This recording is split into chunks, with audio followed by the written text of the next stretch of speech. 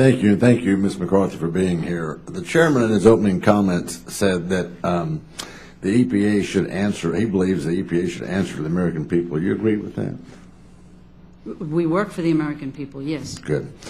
Ms. McCarthy, have you ever run a business? Have I ever? No. No. Okay. You said in your comments that you were here to talk about the central role that science plays. Yes. Earlier today. And have you ever heard the statement that all scientists are only sure about one thing, and that is that every scientist before them was wrong? I have not. You've not heard that? Well, good.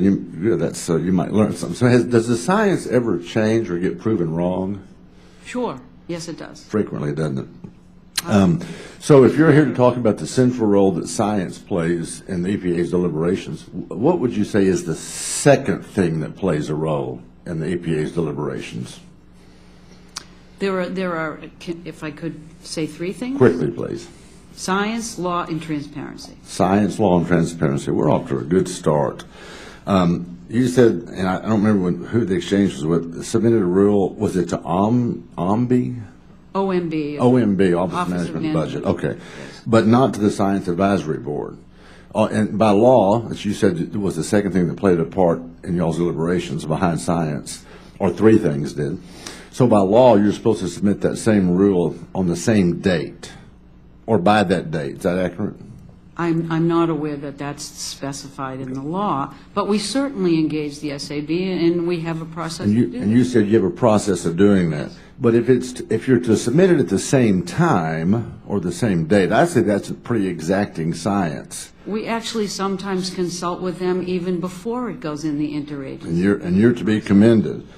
So if you don't submit that at the same time as the objection was earlier, then in essence you're going around that law that you just said you're here to commit science, the American people, and following the law, right?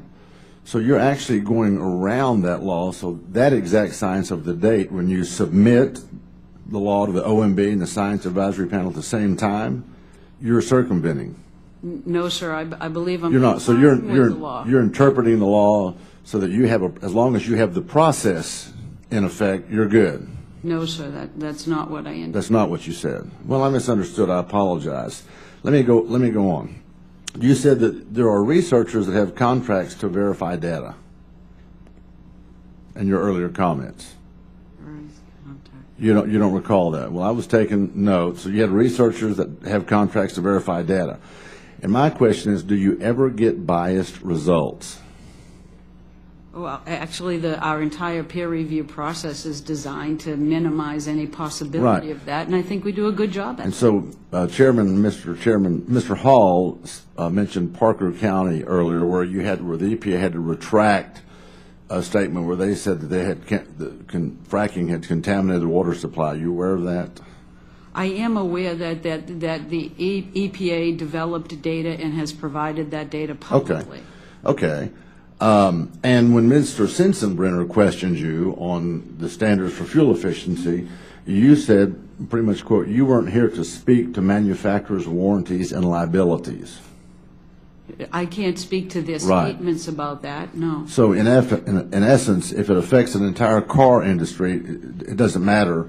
Very much so it matters. It matters to us, and we do appropriate testing for that reason. I just can't, that's not my quote. All right, let me move quickly. Mr. Rohrbacher said on grant recipients, you said in response to him that you have procedures to ensure that they're fair-minded. Well, let me submit to you as a business owner, if we're going to put business people on the Science Advisory Panel, can't you apply those same procedures to make sure that they're fair-minded? We provide the same procedure to anybody that's on the panel. So you would be okay with having more business and industry experts on a panel as long as they're fair-minded? Our job is to balance that panel out and make sure they're doing their job correctly. Very quickly, I have Valero plant, carbon capture sequestration in Gulf Coast of Texas, District 14. $400 million was the cost of that project. Of some 60% of that was supplied by the DEO through the DOE, through the ARRA, American Reinvestment Recovery Act, stimulus. So you said that CCS have been demonstrated to be cost-effective in your exchange with... No, I'm sorry, sir. I said it was a reasonable cost. It was a reasonable cost. Okay, well, let's go with that. So out of a $400 million project, 60% of it, $240 million, if my high school math is holding up, is going to have come from the federal government. Do you think it's reasonable to believe that industry can duplicate that if 60% of the money has to come from the American taxpayers? I think our analysis that has been put out that we're taking comment on would indicate that this cost is reasonable for new facilities moving forward. Okay, so when Congressman Nagelbauer asked you if you did a cost-benefit analysis, you said no. In essence, you've made a judgment decision about your analysis that it is reasonable. Yes, it is a little different than what would look at as being cost-effective. I got you. And then finally, very quickly, I know that you're looking at new projected rules for ozone standards. When are those coming out? I do not know the exact date, sir. It's in the middle of the process with our Clean Air Act Science Advisory Committee. I know that the next big step in that process is for them to look at a couple of documents that we're hoping to provide by the end of the year.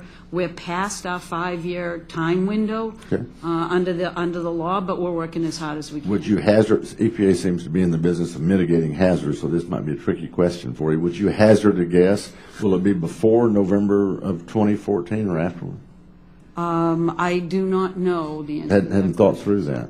It needs to be both proposed and finalized, and I haven't even been briefed on that because we're still looking at the science, and we like to keep the policy and legal questions aside and work on the science. And if I may, Mr. Chairman, very quickly, you did a national survey to see willingness of people to pay. We're talking about the 316B. Mm-hmm. I believe it was a national survey. Did you also survey industry to see if they were willing to pay for the EPA's opinion on whether or not it was cost effective? And did you also do a survey to see if people were willing to pay through the loss of jobs when jobs are exported offshore because our plants can't compete? Did you do that survey? I think we're mixing a little bit of apples and oranges, sir, and I don't know if there's time for me to clarify what the survey actually was doing and in what rule it was applying. We'll talk offline. Okay. Thank you. Thank you, Mr. Weber.